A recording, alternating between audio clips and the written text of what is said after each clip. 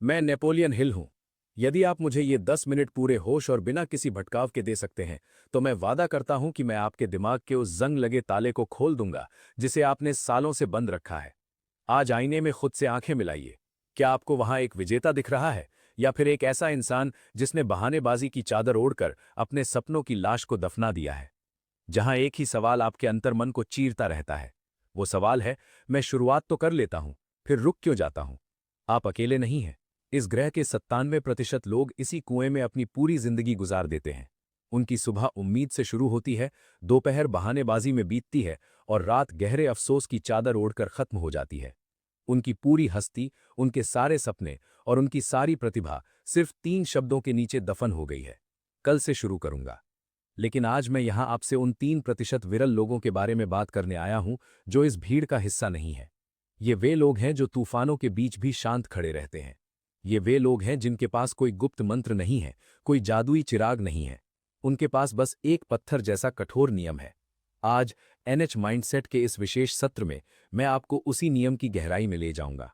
हम Napoleon Hill के सिद्धांतों की राख से उस चिंगारी को निकालेंगे जो आपकी नियति बदल देगी। क्या आप अपने कंफर्ट जोन की जंजीरों को तोड़ने के लिए तैयार हैं?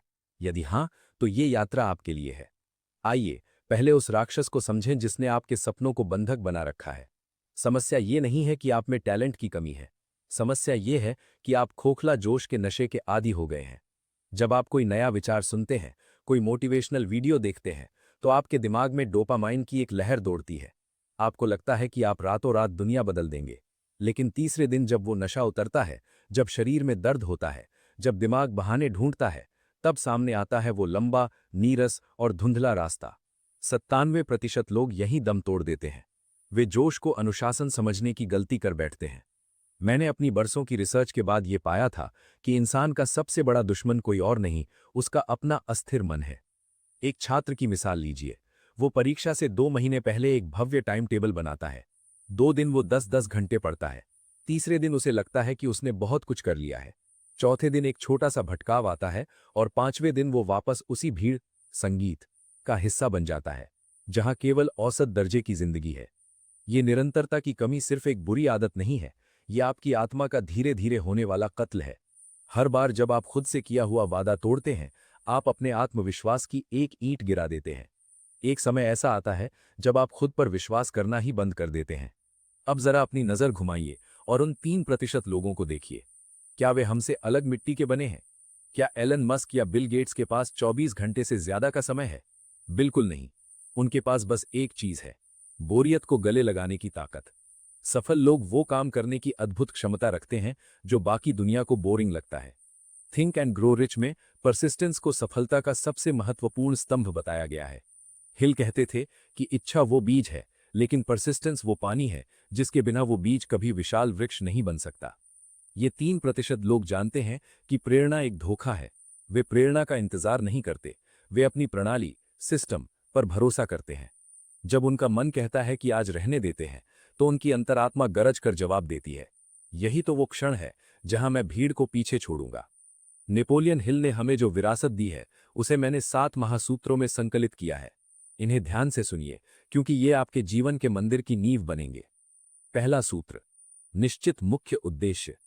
आपके भटकने का सबसे बड़ा कारण यह है कि आपको पता ही नहीं कि आपकी मंजिल कहाँ है। मुझे अमीर बनना है, ये कोई लक्ष्य नहीं है, ये एक खोखली इच्छा है। मुझे अगले 12 महीनों में अपने व्यवसाय से 1 लाख रुपए कमाने हैं, ये एक निश्चित उद्देश्य है। जब तक आपका लक्ष्य स्पष्ट नहीं होगा, आपकी ऊर्जा बिखरी रहेगी। अपनी डायरी उठाइए और अभी लिखिए, आप वास्तव में क्या चाहते हैं।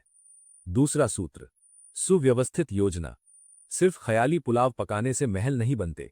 आपको उन पत्थरों को उठाने का एक सटीक नक्शा चाहिए। अपने बड़े लक्ष्य को इतने छोटे छोटे टुकड़ों में बांट दीजिए कि उसे पूरा न करना असंभव हो जाए। अगर आपको एक लेखक बनना है, तो पूरी किताब के बारे में मत सोचिए, सिर्फ रोज के 200 शब्द लिखने का लक्ष्य रखिए। तीसरा सूत्र, परसिस्टेंस। दृढ़ता चरित्र का वो हिस्सा है जैसे लोहे के लिए कार्बन। इसके बिना आप एक कमजोर धातु की तरह हैं जो दबाव पड़ते ही टूट जाएगी। जब असफलता आपके दरवाजे पर दस्तक दे, तो उसे हार मत समझिए, उसे एक कठिन गुरु मानिए जो आपको अगले स्तर के लिए तैयार कर रहा है। चौथा सूत्र, the mastermind group. Napoleon Hill का मानना था कि जब दो या दो से अधिक दिमाग एक साझा उद्देश्य के लिए मिलते हैं तो एक तीसरी अदृश्य शक्ति जन्म लेती है। अकेले चलना महानता की निशानी नहीं है। ऐसे लोगों के साथ जुड़िए जो आपसे बेहतर हों, जो आपको ऊपर खींच सकें। पांचवा सूत्र, सबकॉन्शियस माइंड की शक्ति। आपका दिमाग एक उपजाऊ जमीन की तरह है। यदि आप इसमें सफलता और निरंतरता के बीज नहीं बोएंगे तो जंगली घास अपने आप उगाएगी। रोज सोने से पहले अपने लक्ष्य को दोहराइए, उसे महसूस कीजिए जैसे वो सच हो चुका हो। छठा सूत्र, क्विक डिसीजन मेकिंग।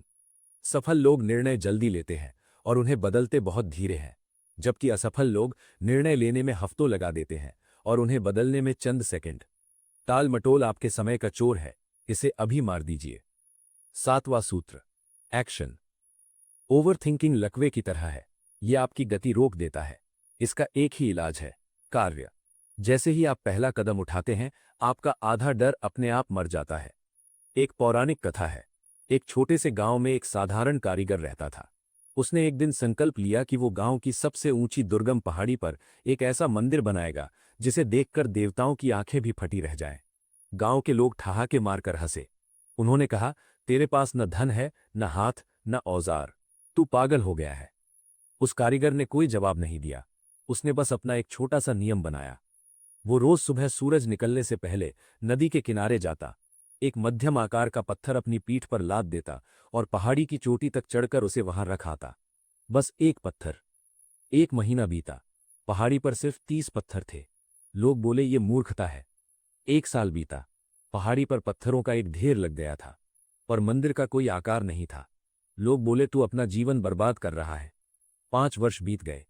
एक सुबह जब गांव वालों की नींद खुली तो उन्होंने देखा कि पहाड़ी की चोटी पर सूरज की पहली किरण एक भव्य सोने के कलश पर चमक रही थी। वहां एक विशाल नक्काशीदार मंदिर खड़ा था।